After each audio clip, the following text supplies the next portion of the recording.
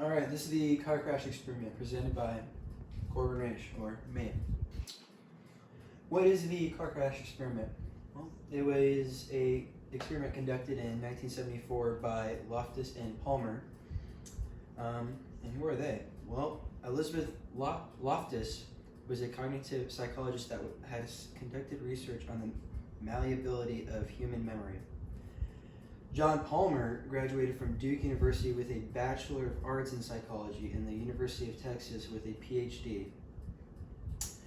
Palmer joined Loftus to experiment with how the language or phrasing of questions can affect eyewitnesses' memory. The focus was to expose misleading information when involving visual imagery and wording of questions. How did they experiment?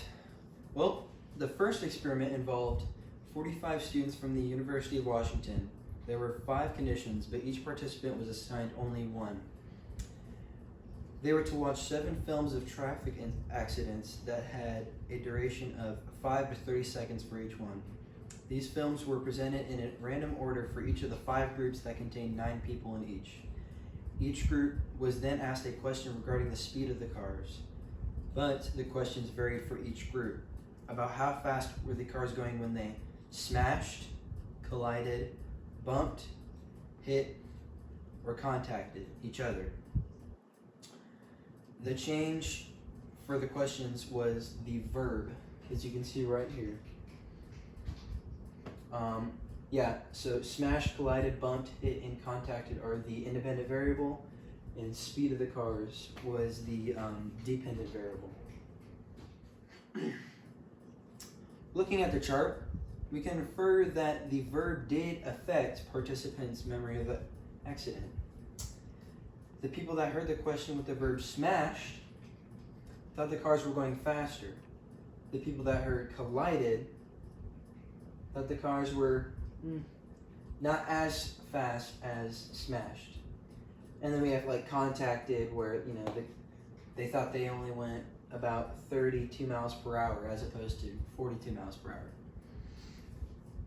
Loftus and Palmer offered 2 explanations for this. One being that it could have been biased, meaning that the word use could have influenced or biased the person's response, or the memory representation was altered. The critical verb could have changed how the person perceived the accident. The verb could have made it sound more serious.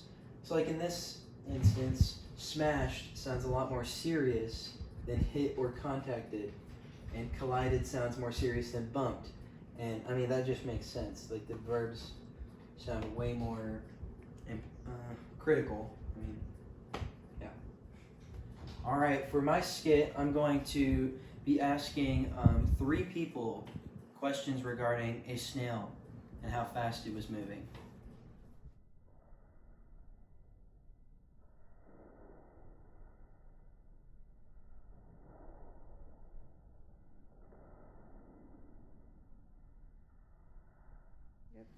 Okay, group 1. For the snail experiment, I would like to ask a question. How slow was the snail moving? Okay, group 2. How slow was it sliding? And group 3. How slow was it going? I would say it probably went about a centimeter a second. I would say it went about 2 centimeters a second. For group 3, I would say it probably went about half a centimeter a second. As you can tell, there are a variety of different answers for this. Group 1, using the word moving in the question, they said that it roughly went a centimeter a second. But group 2, using the word sliding in the question, so that it probably went about 2 centimeters a second.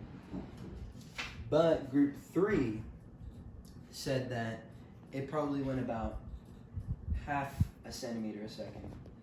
But if we look into these verbs, sliding seems like the more critical verb as opposed to moving or going. And that would give reason as to why maybe the answers were like that. Thank you for listening to my presentation.